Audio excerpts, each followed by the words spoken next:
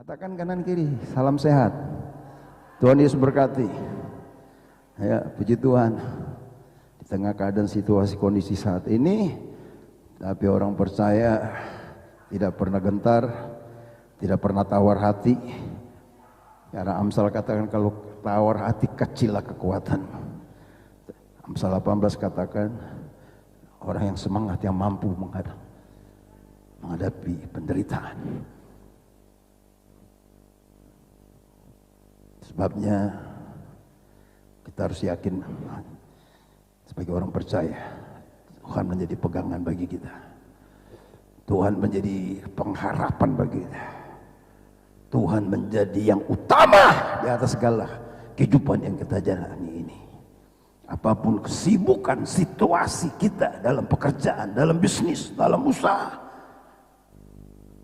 dalam berbagai aspek, jangan pernah melupakan persekutuan secara pribadi, bahkan secara korporat dengan Tuhan, secara berjemaat. Sehingga Ibrani 10 ayat 25 katakan, janganlah kamu meninggalkan pertemuan-pertemuan ibadah seperti yang dibiasakan oleh beberapa orang menjelang hari kedatangan Tuhan. Memang inilah menjelang kedatangan Tuhan yang sedang berada di depan pintu hatimu dan pintu hatiku. Baik, Bapak Ibu, rekan-rekan, seluruh jemaat dan seluruh keluarga-keluarga yang ada di rumah, baik rekan-rekan yang ada di Kutai Barat, Kutai Timur, semua hamba Tuhan, seluruh jemaat yang mengikuti ibadah offline maupun online, siapkan hatimu.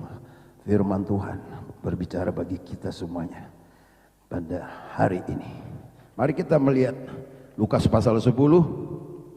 Terambil kalau tema-tema kita yang kita jalani sepanjang tahun ini adalah membangun karakter ilahi. Membangun karakter ilahi.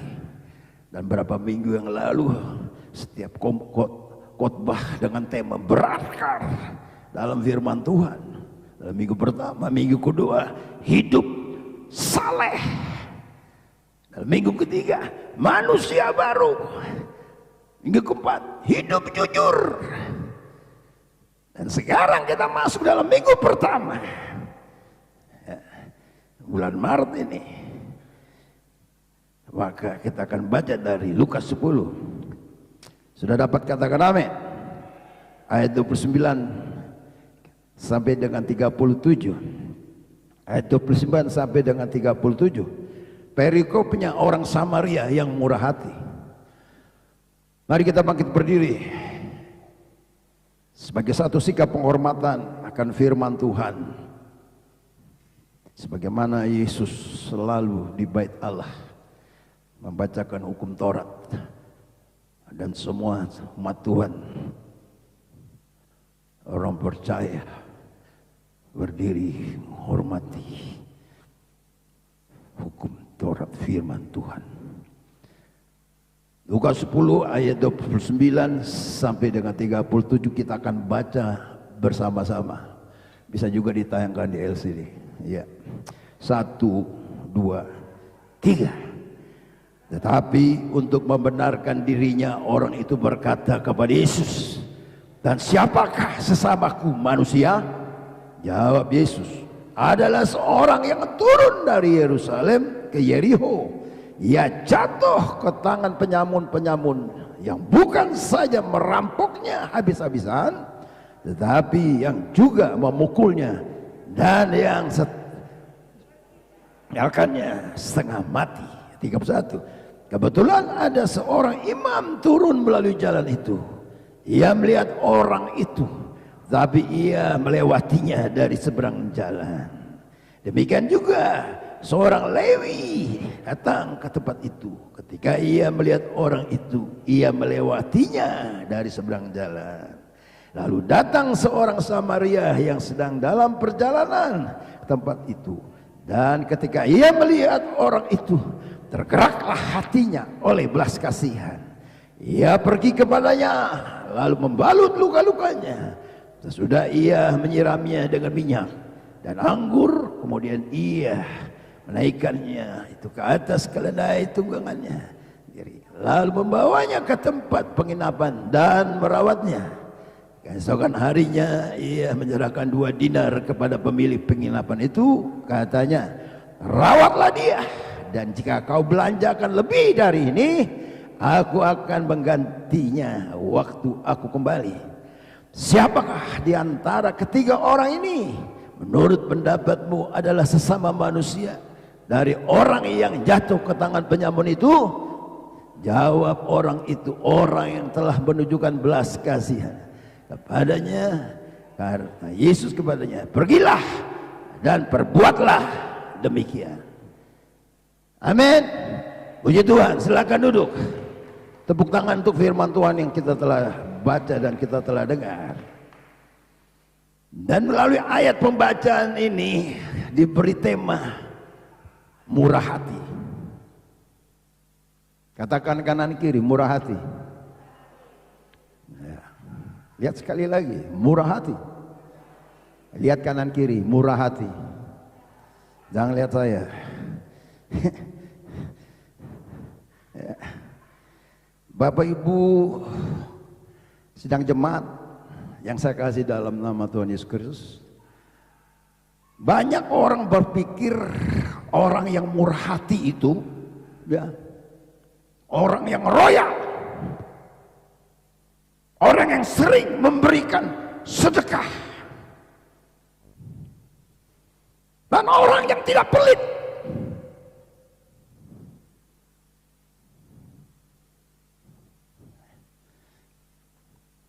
Ya, dalam hal ini itu adalah bentuk dari orang yang murah hati. Itu adalah bentuk dari orang yang murah hati. Tapi kita melihat murah hati bukan dengan pikiran yang sempit, yang terbatas, hanya sampai di situ. Kita harus melihat murah hati jangan dengan pikiran yang sempit sekali lagi, yang hanya berbicara tentang hal memberi secara materi.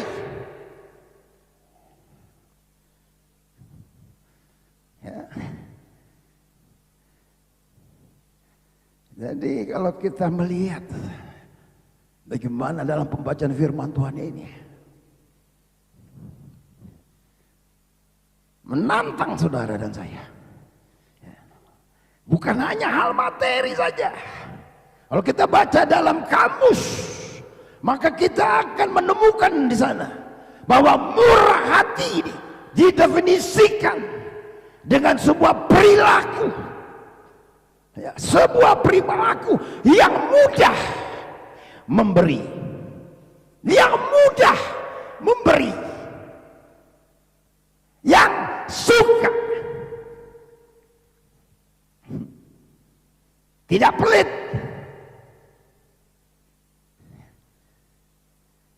tapi juga penyayang.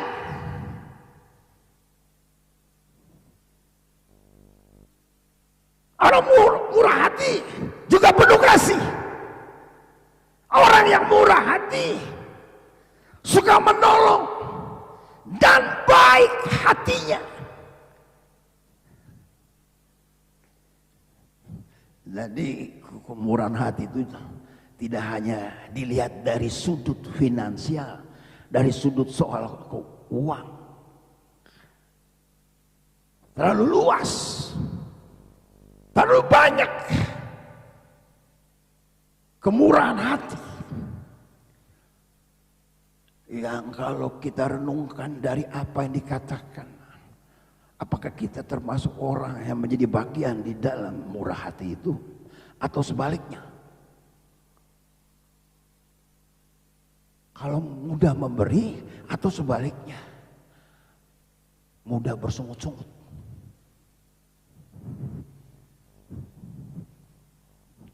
Keluar sana nggak direkam. Mau makan apa kalau saya beri? Mau minum apa kalau saya beri?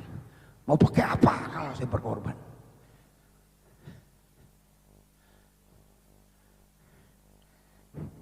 Murah hati. Kalau kita baca dari firman Tuhan selalu mengacu. Sekali lagi, murah hati kalau kita baca dari firman Tuhan selalu mengacu kepada perbuatan. Katakan perbuatan.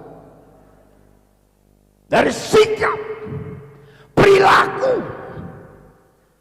atau bentuk hati kita, kasih Tuhan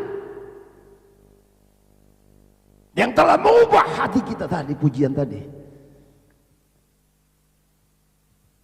Renah kasih yang telah mengubah hati kita sehingga memiliki kasih Tuhan dan kasih sesama manusia.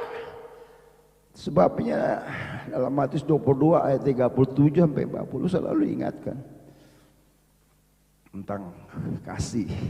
Kasihlah Tuhan Allahmu dengan segenap hatimu, dengan segenap akal budimu, dengan segenap jiwamu. Itulah hukum yang pertama dan utama. Dan hukum yang kedua bersama itu, kasihlah sesama manusia, sesamamu manusia seperti engkau mengasihi dirimu sendiri. Pada kedua hukum ini bergantung seluruh kitab Taurat dan kitab para nabi.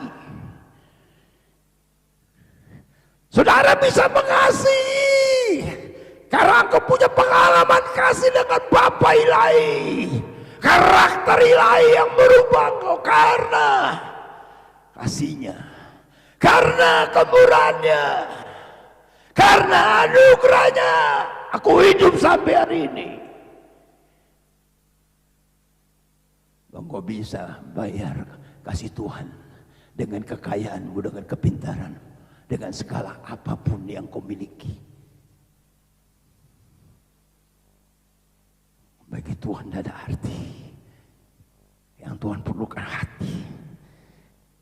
Katakan hati. Hati yang remuk. Hati yang mudah dibentuk. Hati yang penuh belas kasih. Hati yang penuh perhatian.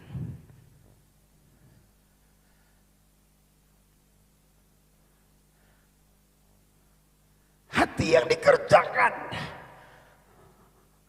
Melayani dengan hati, berkorban dengan hati, bekerja dengan hati.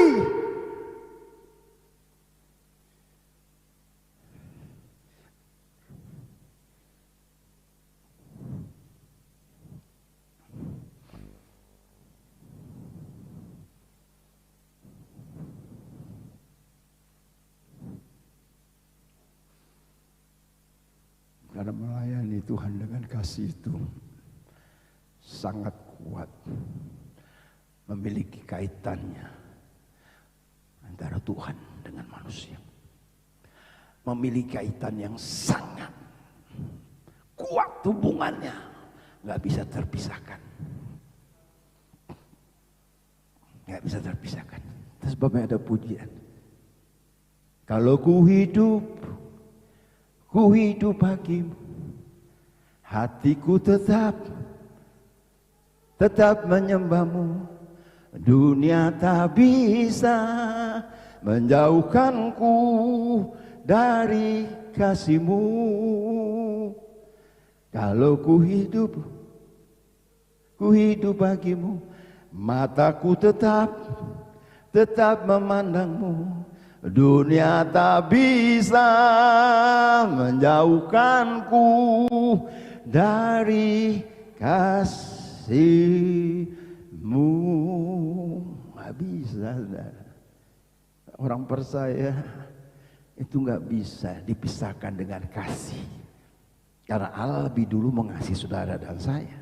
Dia rela mati di kayu salib karena dia kasih. Kasih manusia terbatas, kasih suami terbatas, kasih istri terbatas, ya. Tapi kasih Allah nggak ada terbatas. Firman Tuhan kasih Allah itu dikatakan lebih luas dari samudra, lebih dalam dari lautan. Tak terjangkau kasih Allah itu. engkau tidak mampu memandang kasih Allah yang sampai hari ini masih memelihara, menyertai, menolong, membela, menguatkan, menyembuhkan, melindungi engkau menjalani segala masalah, persoalan, tantangan di era COVID-19 ini, pandemi yang varian baru sekalipun, kasih Allah tidak pernah berubah atas hidupmu. Tepuk tangan yang kuat. Hanya Dia yang ditinggikan. Sebabnya dari pembacaan firman Tuhan ini, ya, dalam Lukas 10 ayat 29, kita melihat sebuah pesan penting dari Tuhan Yesus yang memberikan sebuah perumpamaan tentang orang Samaria yang murah hati. Dia memberikan perumpamaan tentang seorang Samaria yang murah hati. Padahal kita tahu antara orang Samaria dan orang Yahudi itu sangat bertolak belakang, tidak bisa ketemu. Tapi Tuhan tidak berbicara tentang Samarianya, tapi Tuhan berbicara tentang murah hatinya. Orang yang tidak percaya bisa melakukan hal yang luar biasa. Bagaimana dengan orang percaya? Bagaimana dengan imam? Bagaimana dengan orang Lewi yang hidupnya, yang melayani di bait, di rumah Tuhan, tapi karakter ilahi jauh ikan dari panggang. Orang percaya, engkau jangan jauh ikan dari panggang.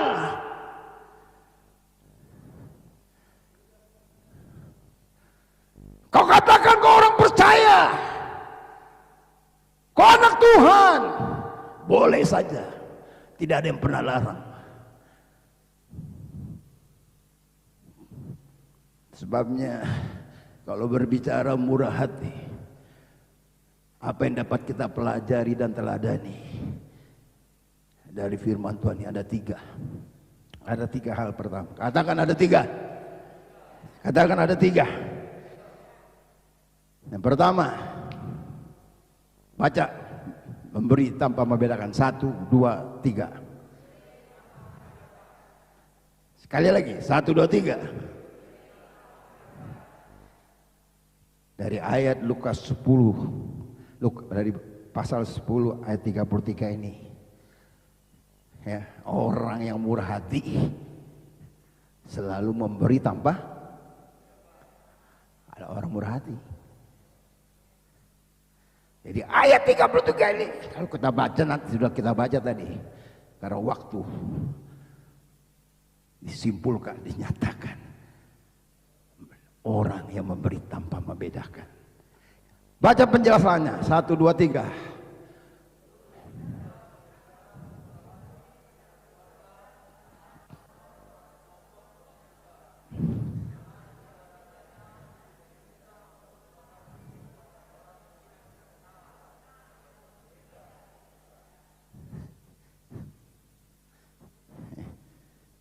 Orang yang murah hati memberi tanpa membedakan. Tapi kalau kita melihat penjelasan ini, memberi kepada orang yang kita kenal itu mudah. Amin. Amin. Tapi dengan orang yang tidak kita kenal, yang beda suku, yang beda bahasa, yang beda warna kulitnya, itu nggak mudah. Yang beda adat istiadat budayanya, itu nggak mudah. Untuk kau harus memberi, untuk kau harus berkorban, kau harus membantu, engkau harus dapat bekerja, menolong, membela. Nggak mudah. Yang orang yang tidak engkau kenal.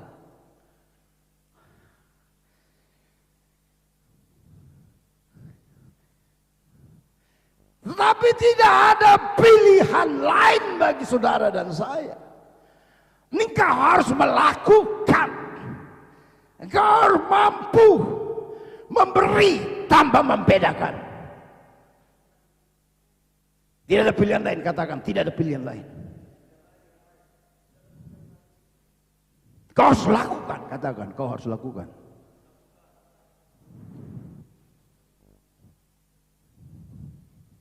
Amin. Senyum dulu kanan kiri. Mudah-mudah gampang, susah-susah gampang. Hah? Kau beri sama keluargamu masih enak, sama saudaramu, sama orang yang kau kenal, jemaatmu, hamba Tuhan, pelayan Tuhan, mudah.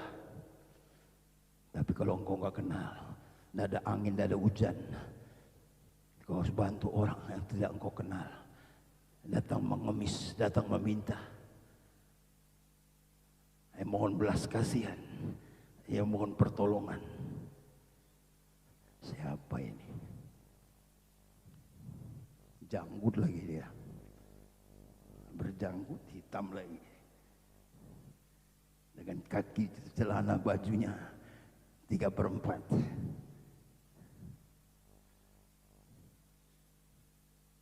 Saya hampir tiap bulan dia datang, tapi akhirnya dia melihat beda. Dan itu berjalan bukan 1-2 bulan, sudah bertahun-tahun. Saya lakukan itu.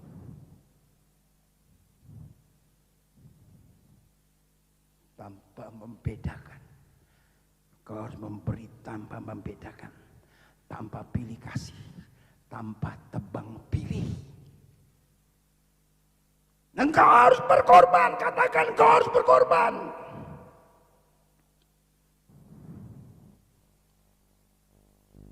Yesus telah berkorban bagi saudara dan saya.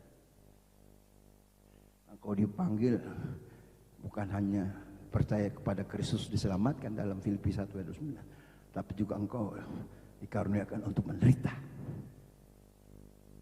Jangankan hanya menderita, berkorban, mati. Katakan mati bagi Tuhan. Enggak apa-apa. Kalau mati dianiaya karena dosa, nah itu kemalangan. 1 Petrus pasal 2 ayat 19 sampai 20 1. Tapi kalau engkau menderita dan mati karena nama Yesus, itu kasih karunia. Katakan itu kasih karunia. Itu rahasianya harus tahu. Itu sebabnya Paulus katakan hidup bagi Kristus, mati adalah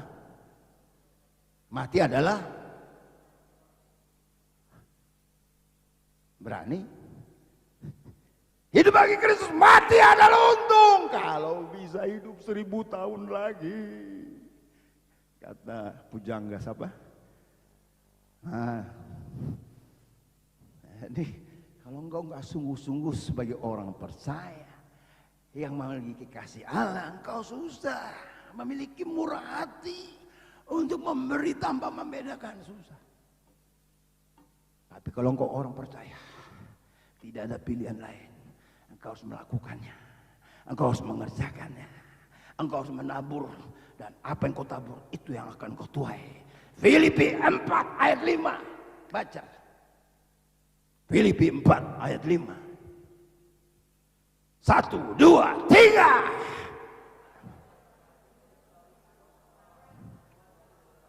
Hendaklah kebaikan hatimu diketahui apa? Di dalamnya tidak ada tebang pilih, di dalamnya tidak ada pilih kasih, di dalamnya tidak ada perbedaan warna kulit, suku, agama, dan adat istiadat. Semua orang, bukan hanya jemaat balik papan baru ini, yang kenal kebaikan saudara, kemurahan saudara, pertolongan saudara, perhatian saudara. Enggak. Semua orang harus kenal dimanapun kau pergi dan berada. Aduh bro, ini Pak James ya, saya sudah pakai masker, sudah pakai topi, saya beli roti bapau, beli unti, beli panada. Setelah saya bilang, ini 5, ini 5. Diperhatiin, ini Bro James ya. Sampai 3 kali dia ngomong, saya pura-pura dengar. 3 kali, ini Bro James ya. Baru saya bilang, iya. Aduh, kenapa sih? pakai masker, pakai topi, sampai kitanya enggak kenal. Aduh, mami, tambah lagi mami, tambah lagi.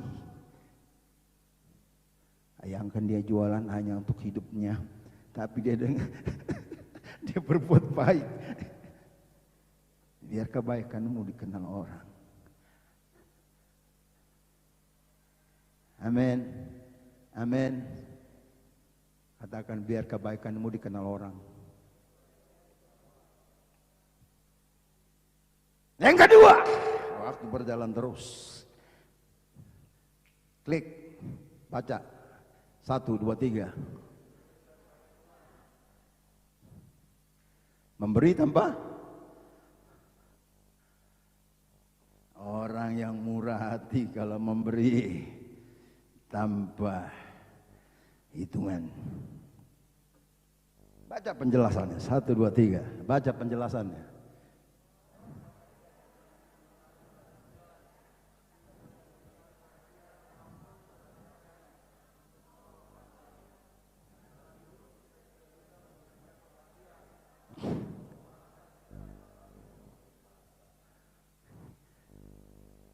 Jadi orang yang murah hati selalu memberi tanpa hitungan. Bahkan dia juga mempunyai hati belas kasihan, menaruh belas kasihan. Dia punya waktu, dia punya perhatian. Bahkan selanjutnya dia harus memberikan, berkorban, memberikan harta untuk menolong orang yang membutuhkan. Dia tidak hitung-hitungan. Orang yang murah hati. Amsal katakan. Coba kita lihat dulu Amsal. Katakan Amsal.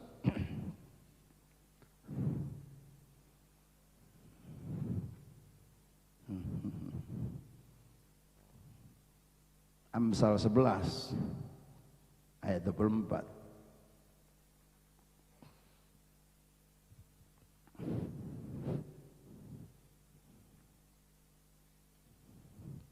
Satu, dua, tiga.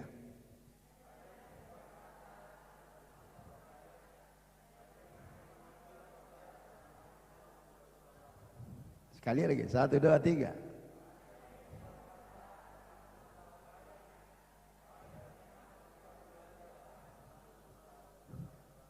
Kau harus hidup dengan cara memberi tanpa hitungan. Tidak akan kekurangan, tidak akan kelaparan, tidak akan kau miskin. Tidak akan kau makan nasimu dari pasir, ikanmu dari batu. Kalau engkau orang percaya. Sesusah-susahnya hamba Tuhan yang jauh dari keramaian, di hutan, di tengah belantara, tidak pernah saya menemukan mereka berkata bahwa nasinya adalah pasir, ikannya batu. Sesusah-susahnya orang percaya tidak pernah kekurangan. Kalau engkau berani menabur, maka engkau juga akan melihat apa yang kau tuai. Jangan hitung dagang dengan Tuhan. Katakan, jangan hitung dagang. Kalau engkau mau hitung dagang dengan Tuhan, oksigen yang kau hirup, apa ini? H2O ya? O2 gratis. Amin. Katakan gratis. O2. Coba lihat di ruang ICU. Bayar itu. Bayar itu. O2 masuk. Satu tabung. Apalagi daerah COVID ini. Saya dengar dari dokter Titra. Sesak napas. Di oksigen bayarnya berapa? Hampir 600 juta. kesaksian Dr. Tirta.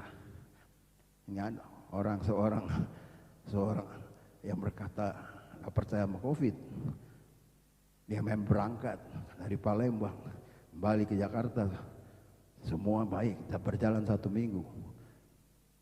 Udah ketahuannya kena COVID, periksa apa yang diketemukan teman-temannya semua itu kepada kena COVID. Dia masuk ke rumah sakit swasta. Karena dia tidak punya asuransi, dia tidak punya BPJS, bayar tuh 650 juta.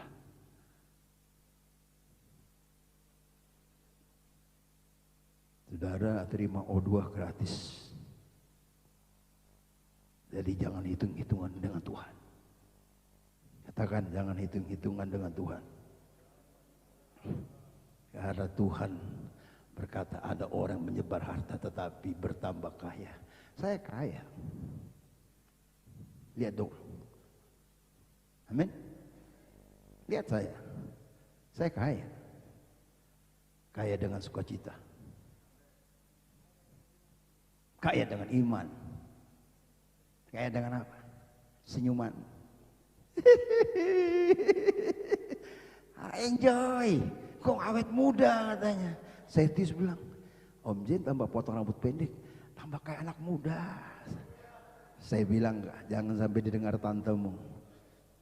Nanti bisa kena marah kau, nggak nyesal tua katanya.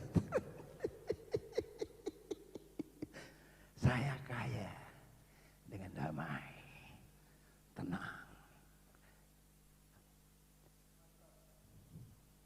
Saya jalani, melibatkan Tuhan. Mau apa sih yang mau saya kejar? 43 tahun wedding, happy wedding anniversary. Nah, 7 tahun kemudian 50 tahun dia punya apa katanya? Apa? Emas.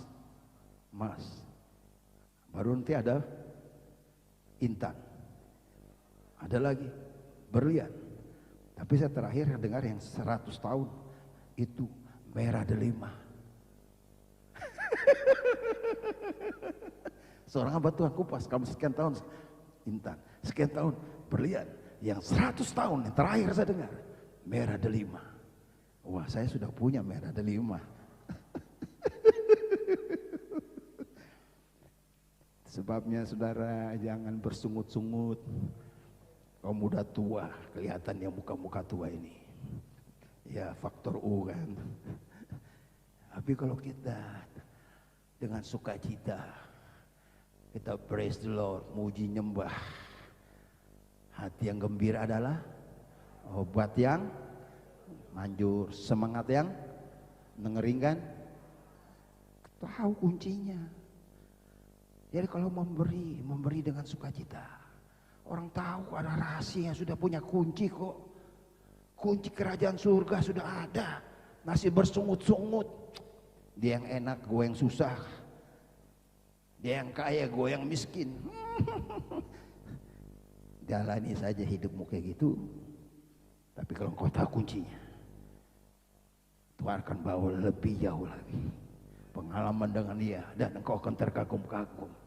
Kau akan terheran-heran melihat perbuatan Tuhan yang ajaib, dahsyat, luar biasa dalam hidupmu. Amin. Ya. Sebabnya Bapak Ibu yang saya kasih dalam Tuhan, kalau kita memberi tanpa, kembali lagi, memberi tanpa hitung-hitungan. Saya ingin katakan, kalau engkau memberi tanpa hitung-hitungan, itu merupakan suatu sukacita. Kalau engkau memberi tanpa hitung-hitungan, itu merupakan kemenangan. Menang dari roh pelit, menang dari roh ego. Kalau engkau memberi tanpa hitung-hitungan, merupakan satu kesempatan yang tidak akan pernah terjadi lagi dalam hidupmu. Seperti bangsa Israel waktu mereka ditantang memberikan harta mereka, emas mereka, semua kekayaan mereka untuk pembangunan tabernakel. Mereka memberi dengan semangat luar biasa. Tapi ada yang santai, nanti saja. Sudah ada tahu Begitu mereka mau beri, sudah tertutup kesempatan untuk terlibat membangun kemah tabernakel. Tertutup. Mereka mau berkorban, sudah tidak diterima. Sebab ada pujian, hidup ini adalah, hidup ini jangan sia-siakan. Hidup ini harus jadi berkat. Angkat tangan. Oh Tuhan, pakailah hidupku sebagai aku masih kuat.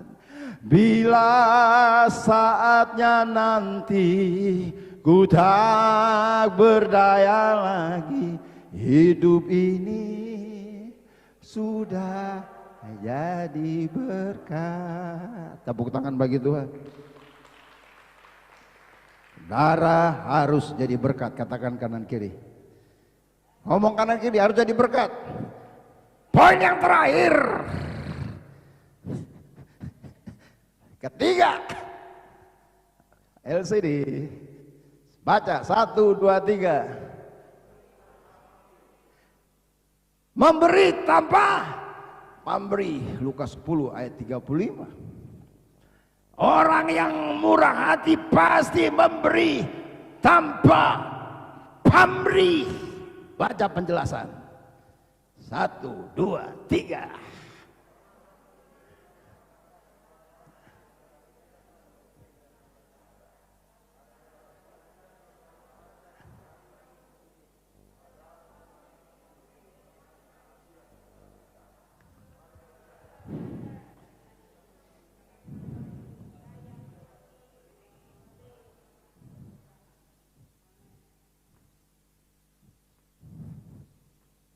Orang murah hati memberi tanpa pamrih. Orang yang murah hati yang memberi tanpa pamrih adalah orang, saya katakan, yang memberi tanpa memikirkan untung rugi dengan Tuhan. Tidak berhitung dagang dengan Tuhan. Untungnya apa kalau saya bantu orang? Kalau saya nolong dia, lebih banyak ruginya. Orang yang murah hati, saya ingin katakan, adalah orang yang memberi tanpa memikirkan untung rugi. Orang yang murah hati, ya, orang memberi dengan sukacita, bukan dengan duka atau paksa. Bukan soal besar, bukan soal kecil, tapi hatimu memberi dengan sukacita atau duka. Seperti janda yang di Sarfat. Waktu Nabi siapa datang? Elisa datang. Dia tanya, apa yang ada padamu? Semua yang ada padamu berikan. Oh, dia pikir, kalau saya berikan saya mau makan apa? Saya akan mati dengan anak saya besok. Dan akhirnya dia harus memberikan apa yang dia miliki. Dia beri makan kepada Nabi Elisa. Setelah Nabi Elisa makan, katakan, apa yang masih sisa ada padamu? Apa? Minyak? Minyak dan tepung tuh. Akhirnya apa? Siapkan semua apa yang galon-galon siapkan. Amin. Dan pada akhirnya galon-galon itu penuh, menutupi segala apapun utang yang ditinggalkan oleh Nabi juga kepada istri Nabi loh. Tinggalkan dalam keadaan melarat. Tapi pada akhirnya melihat kuasa Tuhan, melihat mujizat Tuhan, tidak berkekurangan. Sebabnya saya ingin katakan, orang memberi tanpa pemberi adalah orang hanya ingin menyenangkan hati Tuhan. Amin. Saudara mau menyenangkan hati Tuhan? Yesaya katakan, sudah jelas. Yesaya 54 ayat 2. Yesaya 54 ayat 2.